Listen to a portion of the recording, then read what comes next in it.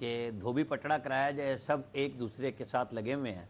और ये जो कौमी असम्बली के 35 अरकान थी, इनमें बलूचिस्तान से नहीं है कोई, और पीटीआई के 3 सूबों से और फिर कैपिटल के जितने उम्मीदवार थे और एमएनए थे और ख़ुद को साबका भी कहते थे और असम्बली के मेंबर भी बने हुए थे, उनके 35 लोगों के रिज़ाइन एक्सेप्ट कर लिए गए हैं। अभी हम देखेंगे थोड़ी देर में। अभी तो फवाद साहब कुछ प्रेस टॉक कर रहे थे, मैंने सरसरी से टिकर ही देखे थे, क्योंकि मैं इसी खबर की उसमें था कि हमारे साकिबिर की खबर ब्रेक करके आए थे कि जी 35 लोगों के, क्योंकि एक बिल्कुल नई डेवलपमेंट है कि एक तरफ पीटीआई नई विश लिस्ट के साथ आ रही थी कि जी हमें ये ओहदा भी दिया जाए, हमें ये ओहदा भी दिया जाए। कौमी असम्बली में फरमाइशी प्रोग्राम चल रहा था और एकदम ये 35 अरकान के रिज़ाइन आ गए। अब देखते हैं इनके रिज़ाइन करने के फैसले की कोई ऑडियो टेप होगी।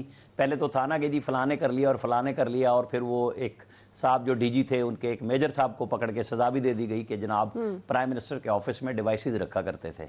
तो अब हम देखेंगे कि नई डिवाइसेस आ गई हैं या नहीं आई हैं या क्या होगा, क्योंकि कल भी एक डिवाइस की सूरत में एक ऑडियो लीक आ गई थी। और ज़ाहिर है ज़माना ही इस तरह का है कि बंदे को चलन में अपने बड़ी एहतियात रखनी चाहिए। वो पहले तो ये बच्चों और बच्चियों के लिए होता था, और अब तो बड़े बड़े लोग इसमें शामिल हो गए हैं कि बस ना उम्र का ख्याल है ना इज्जत का ख्याल रह गया है। तो अब 35 के ऊपर देखना ये होगा कि जी वो क्या खेलना चाह रहे हैं।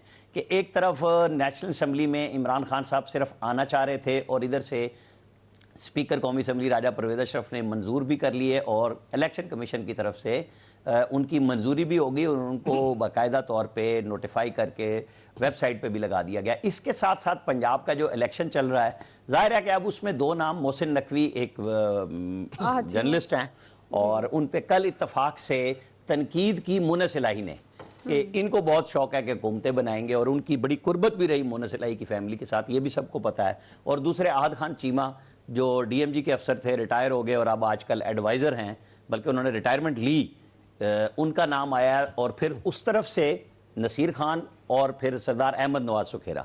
मेरे ख्याल में अगर कोई थोड़ा बहुत मुकाबला चलेगा नामों का, मुझे नहीं लगता कि ये आपस में इत्तफाक राय किसी पे भी करेंगे। जब मुनस इलाही ने मोहसिन नकवी पे तनकीद भी कर ली है, तो ये जाएगा तो पार्लिमानी कमेटी में। जब दोनों हमजा शहबाज और परवेज़ इलाही नहीं कर सके, तो पार्लिमानी कमेटी भी, अगर कोई तीसरी मदाखलत ना हो ब्रिगेडियर साहब की तरफ से, तो ये ब्रिगेडियर, मैं अपने ब्रिगेडियर साहब की बात कर रहा हूँ, हारिस नवाज साहब की तरफ से, कहीं कोई किसी और का नाम ना समझ ले।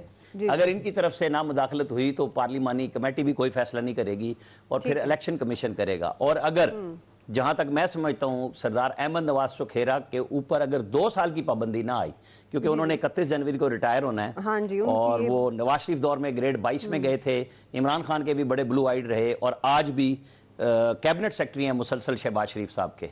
अवार्ड के लिए भी नामजद हुए हैं, 23 मार्च को उन्हें खिदमात पे अवार्ड भी मिलने जा रहा है। तो मेरा ख्याल है कि फिर कुर्रा इनकी तरफ जा सकता है अगर उनके ऊपर 2 साल की पाबंदी जो सियासत में होती है किसी ब्यूरोक्रेट पे। हालांकि चौधरी कमर जमान नैब में चले गए और बहुत सारे लोग मेजर रिटायर्ड आजम पंजाब के मुतसिब बन गए। इस तरह की मिसालें मौजूद हैं कि लोगों ने अर्ली रिटायरमेंट सीख की। सैयद ताहिर शहबाज हैं, उन्होंने भी इसी तरह सेक्रेटरी एस्टैब्लिशमेंट थे, उन्होंने रिटायरमेंट सीख की और विफाकी मुतसिब लग गए थे। एक बड़ी लिस्ट है जिस तरह लोग आते रहे हैं और लगते रहे हैं सर्विस के दौरान रिटायरमेंट में।